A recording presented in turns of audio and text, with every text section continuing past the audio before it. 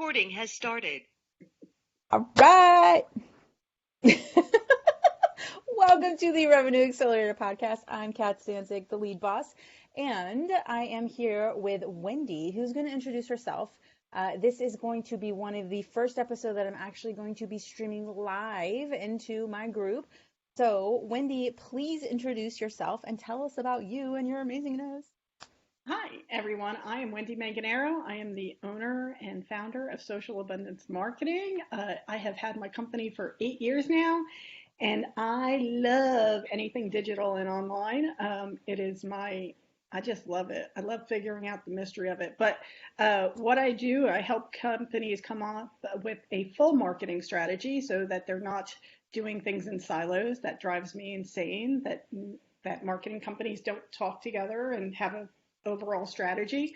And then I have the ability to implement that strategy when needed, or I coach people through it. But the idea is that social should be making you money. If it is not, there's an issue. Yeah. And a lot of times I talk to clients who are like, I don't know if I get clicks from my website. I don't know if I get, and I'm like, okay, then what are we doing? So that's what I help people do. I help people come up with a plan that actually generates leads back to their website or phone calls or events.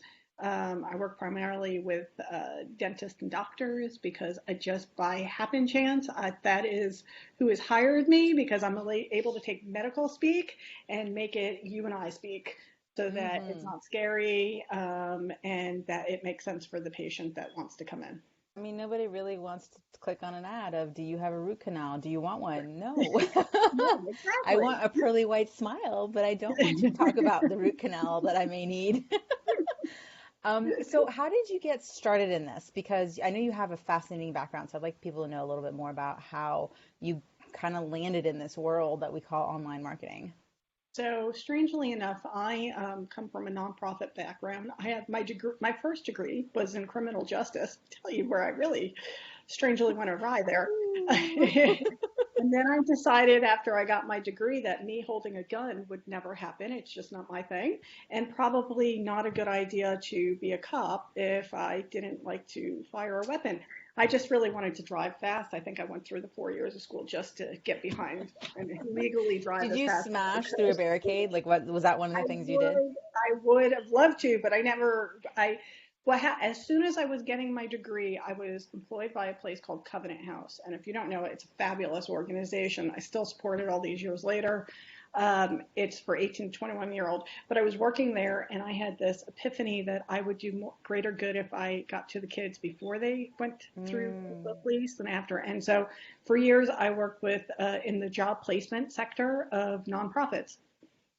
And then I had my own son. At that time, I was working for a place that helped employ people with disabilities. I had my own division there and I ran it. I was one of the youngest directors in that type of employment in the state of New Jersey at the time. And they told me after I worked with people with disabilities that I could not come home and work from home. And yeah, so, but I was the major networker. And mm, so the long story short of that is that they had sent me to almost 2 years of nonstop networking events mm. to help people get jobs. And I had made an inroad of people and connections. The reason why how that helped me when I turned to marketing is Facebook was literally just getting to the point where people were starting to not use it just for college. And you'd Yeah. kind of go to a parking lot and finally hear somebody like, well, we'll connect on Facebook. And I was like, oh, they're mentioning Facebook. That's kind of exciting. Like, this wasn't happening before.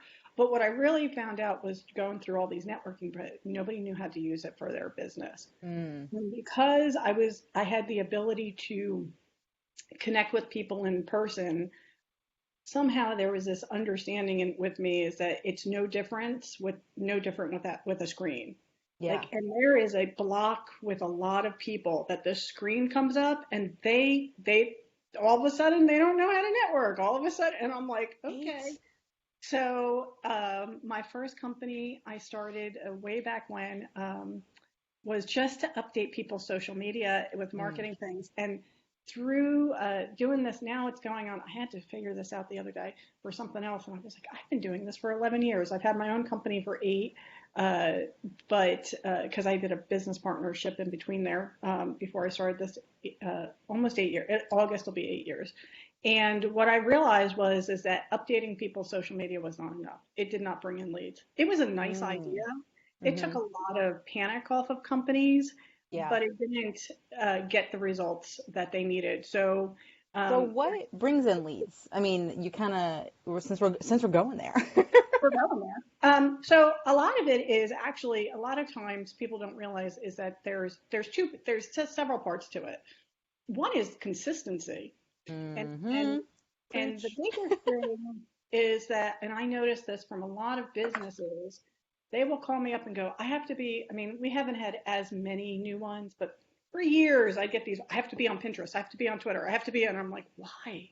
Like, like that's like, and you may have to be on all of them. I'm on all of Right, them. right, right. I also do marketing for a living. So if I'm not on all of them, there's really a problem. But other people, because my advice to people is like do something, do it consistently, even if it's just one.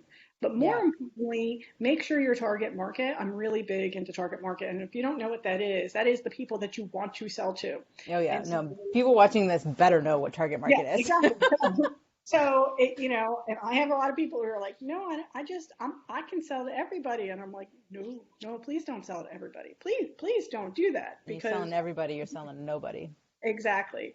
So part of what I do with them is get them consistent, and then from Mm, there we bring them offline. But the reality is as much as I do social media, there's different stages for me. So there's the stage of that nobody knows that they need you, but they could be your ideal client in a year or two. You have those mm, people.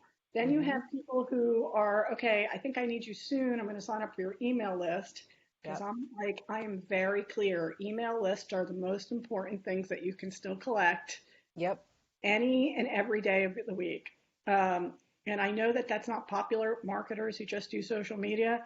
But again, when you work in silos and you're only going to focus on the social or only focus on the email or the website, you're missing pieces You because absolutely need to own that relationship. And you can only own the relationship if you have the contact information. And if you don't exactly. have it, the social media platform owns it. And then if something happens, and this happened a little bit ago, not too long ago, where Facebook was shutting down people's accounts left and right. There was something going on, and people lost all their contacts and they weren't able to rebuild that. Or I actually know someone who they accidentally deleted all of their emails from their CRM, and they hadn't been backing it up, and they hadn't been doing downloads. And that's the thing, is at the end of the day, you have to own the relationship just like you have to own the information. Hmm.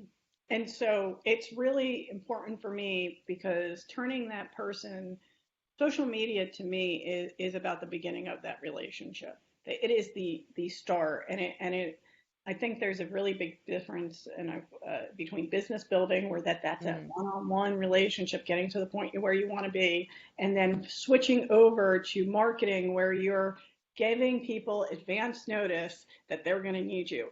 And at the end of the day, the third piece of that is that at 2 and 3 in the morning, when they are really having a problem and they go to Google you, you better mm-hmm. be there, right? Because they could see your content and be like, what was that company? And they're going to go to Google. Yep. So those are the two things, is that social should be a lead platform into either private or making sure they find you on the web, and then making sure that once they're ready to buy, you are there. Like they know you. And a lot of people start with the I want to make a they forget about the social piece, because there is a social aspect, and that should be adding value, not Mm-hmm. here's my Not here's my pitching every three product, buy it. seconds. Yeah. And just like, and I've had this happen to me, so I'm to share from experience. There's nothing that turns me off more than going to a networking event and that person trying to sell me before they even know who I am, what I do. Yeah. I've literally had people like throw magazines and be like, I Oh, sell dude, this. Pitchy Pete. We know him. We meet him in person. We meet him on Whoa. LinkedIn. Pitchy Pete. He's everywhere. He's not fun. So they're not fun. And then they go and they attack social media the same way. Yep. And they don't understand. Like, I can look at a Facebook page and know just by looking at it whether it's converting and working. Mm. Usually, here's how I know: there's too many links, So they're already trying to drive you somewhere. There's not enough value added. Yep. It's just like, here's our sale, and this is, and I was looking, somebody asked me to, one of my partner agencies asked me to do just a real quick lowdown because they were going to get on a call with them, and they sometimes, well, all the time they sell my services when it's needed, and I went back to the start of COVID, nothing mentioned.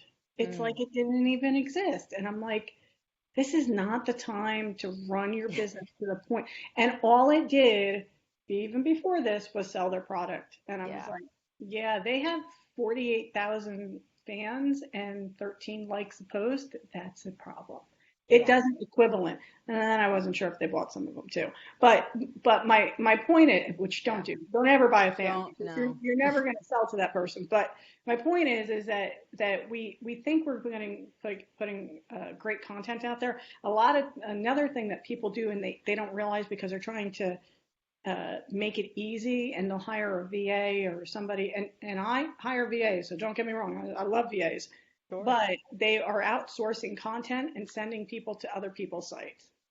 I'm I've always seen that. amazed how much people are like, should I send them there? No. I was on a call this morning and she's like, there's this great. And I was like, no, we're not going to do that. No, Like no, you keep you're it, trying keep to build that. repurpose within your own. Like this is where like you want to get drive them back to your site. Yeah, you want Um, to drive them back to you. And so it's okay if you put commentary on and say, I read this and this is my response to this, mhm. but always make sure they're coming back to you because you are the expert. Yep. Positioning yourself as an authority and expert online is absolutely critical. I love how you're sharing about, your content needs to be adding value. It's not a place for you to constantly be pitching. What do you see people struggle with as it relates to creating good content out there that actually adds value? The biggest thing I get when the biggest thing I hear when people call and they're like, I just don't know what to write about. I can't Mhm. write. I can't write.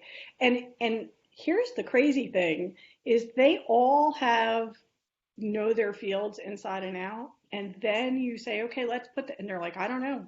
I'm like, well, even if it's something as simple as like, what are you frequently asked? Let's go for it. Let's start there. Start with the basics. Or the four biggest topics that you offer. And I'm sure, and for me, and I do this for a living, so a really easy way for me to work with clients or teach them is that they write a blog post, they break it down, and they can repost and repurpose, and that's what I share with a lot of people. But it's hard when they go, well, I don't know what to write about, and I'm like, okay, let's talk about the last 5 conversations you had. Mm. Like, what did you get asked? And I've done presentations, and they're like, we don't know our frequently asked questions. Like, good place to start. Good place to start. Let's have those. And the other part of that is, and I'm actually working with somebody now who's in the midst of this, and we're changing them over. A lot of times, your salespeople, if you do have a company and you have salespeople, they're out selling. They never talk to the people writing the social media Mm. about what they're actually saying. Yes. I'm amazed. I'm like, okay, so maybe that conversation has to happen because they're writing content from what they're doing in a standpoint of this is what we do, right? So we'll write content of this is what we Of do, what we're familiar with. Yeah. what we're familiar with it, which is sometimes always overly technical because what they're seeing there is not Yeah. how the salesperson is actually breaking it down for the client to understand. So when I go to Google somebody, I want the broken down version from the salesperson because they actually usually understand the product a little more and the conversation that are occurring than I am from the person doing it on the technical side. Yeah. Because I'm not going to Google, I'm going to give, let's say, I'll use SEO as some businesses don't know the difference between SEO, a lot of businesses, SEO, SEM, there's all these initials, right? And every Right. industry has those initials. So if you're having the person who works in the industry write the content with the initials, people don't know what to look up. They don't know. So it's taking them all the way back to basics of what Mm. did they call you for? And Mm-hmm. so part of the process that I do is that we do a strategy where we start to talk to their past clients. How did you find Yes. them? what question did I answer? And so then have the ability to not only you can write from different sectors as far as your own audience because you're Yeah. getting them from different points of view based on where they came into finding you at what point. No, and I love what you're talking about here, especially because you talked about it right when we started off was the people working in silos. So you've got your marketing people doing one thing, you've got your tech and your admins and your VAs, right, doing another. The tech, the admins, the internal support is very familiar with the features. Mm-hmm. Whereas the salespeople are much more in tune with the benefits. And at the end of the day, people are looking at the benefits when it comes to decision because that gets them the result. They're not necessarily interested that your SEO ranked whatever, blah, blah. They just want to know I'm number one on Google, right? Right. They don't want to know everything that went into getting to that place. And then talking about how going to your frequently asked questions is actually a great place to start with your content because Mm-hmm. it tells you what people's objections are, it tells you what people are interested in learning about, and what the kind of conversations that they're having with each other. When it comes to getting and creating a bigger splash online, what would be your quick tip that someone should be leveraging to be able to gain to bolster their visibility? Believe it or not, I get a lot of pushback on this, but it amazes me how nobody wants to do anything on their personal space. They're like, well, it's Mm, not my business page or it's not my, and the fact of the matter is that at least for me, when I go through my target market, I have, because I've taken desperate clients. It never works well. I don't care how they find me online. And they're always at the end. And my husband's always like my believe it or not, my meter of this. He's like, you're gonna be miserable. And I'm like, okay, I'm not touching it. He's like all you can do is like overhear a phone call. He's like, no, don't do that. yeah. But the reason why I say that is that, hopefully your friends online or those that know you or those that are colleagues that you already work with that you already like are friends with you online. Those are the Mm, people that I actually am like, well, how much do you share on your personal page? And people be like, nothing. I don't want to the point where they won't even have their company linked. mm, I'm like, okay, I know you want to be private, but can you at least have them? Because most people were, if you're at a net, if we were not in the COVID right now and you were at a networking event, right? most times they don't remember your company name. They remember your name, a first, a Exactly. last, and they will look to see who you're friends with. And if Hmm. you don't have your company up there, you can't even redirect them to your company page. I can't Yeah. believe how many people do that. So it's I'm not one to say that share everything that you put on your page, but share those things. And I have like a Those little celebrations, right? You are a whole person, right? So share your business and your personal side. It's not wrong. You're not two separate entities. there's not two separate entities. And I have this little thing where, like, I believe that business pages should talk about how the business works and have those Mm, frequently asked questions. Groups are about how the common theme of what you do works, hmm, right? hmm. Which is great. Your personal is all about how your business supports your personal life. Yep. So if you're on there talking about like this great thing happened in my business today and this is how I help and I feel so good, now I'm able to take a 2 week vacation. People are like, well, I want to do that, especially if you're a coach and that's what Right. you're teaching. And then you have none of that on your personal page. That doesn't make any sense because your friends either know somebody or want to refer you already and they're I don't want to bother them. And I'm like, Right. bother them. Because here, it always boils down to me, this to me. People who want to work with you will work with you. Mm, And expanding who you have online. And that doesn't mean that you invite every friend. I invite friends to my clients' business pages, but I'm also smart and say, okay, these are the people that are interested in it. mm-hmm. These are the people. But when you do that and you encourage your friends to share with them, that's great. The other thing that I really 100%, I've been doing Facebook ads since the beginning and they work. I know I hear a lot that they don't, and there's still to this day is a difference between a boosted post, which I'm like, stop throwing away your money, and having going into the ads thing and really targeting down to who you want to.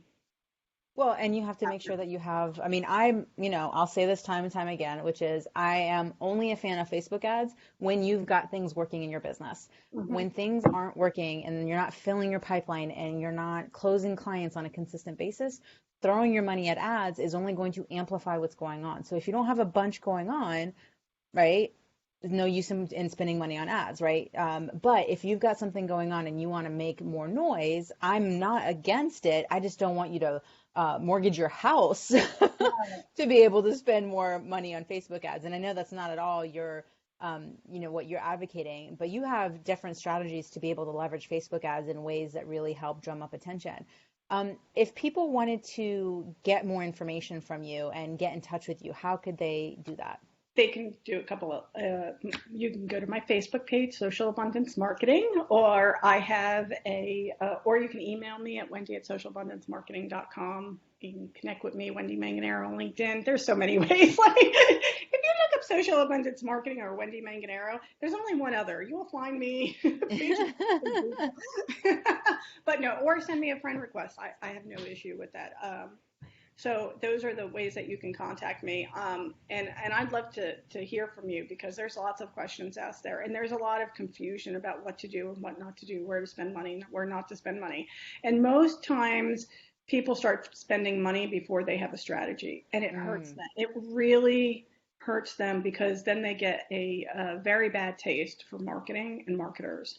And the fact of the matter is that usually I can take a look at something and say, okay, yes, let's stop doing that because you're not getting a return on investment. I can't tell you how many clients are like, but they're especially for certain things. I had a client who was like, oh, but they're showing this to 30,000 people. I'm like, uh-huh.